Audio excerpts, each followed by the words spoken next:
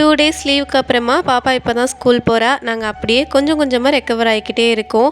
முடவாட்டுக்கால் கிழங்கு, சில பேர் இதை கேள்விப்பட்டிருப்பீங்க, சில பேருக்கு இது என்னன்னு கூட தெரியாது. முடவாட்டு கிழங்கோட செடி தான் இது. இது பார்த்திங்கன்னா ஒரு பாறை மேலே, கல் மேலே தான் அதிகமாக வளரும். ஈரப்பதம் எங்கெல்லாம் இருக்கோ அங்கெல்லாம் இந்த செடியை பார்க்கலாம். சில நேரம் மரத்து மேலே கூட இந்த செடியை பார்க்கலாம். எங்கள் வீட்டை சுற்றி இந்த செடி நிறையா இருக்கும். ஆனால் ஒரு சிலதில் மட்டும்தான் நான் கிழங்கு பார்த்துருக்கேன். இந்த கிழங்கு அதிகமாக சூப்பு வச்சு தான் குடிப்பாங்க. அந்த சூப்பு குடிக்கிறது மூலிமா உடம்புல இருக்கிற நோயெல்லாம் சரியாகுதுன்னு சொல்கிறாங்க. இதை ஆட்டுக்கால் கிழங்குன்னு சொல்கிறாங்க. அதுக்கு ரீசனே இந்த கிழங்குக்கு மேலே ஆட்டு முடி மாதிரி தோல் இருக்கும்.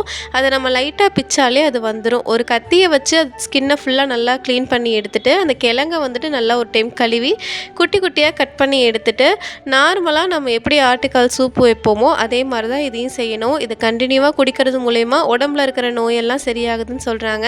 இந்த முடவாட்டுக்கால் கிழங்கை பார்த்துருக்கீங்களா?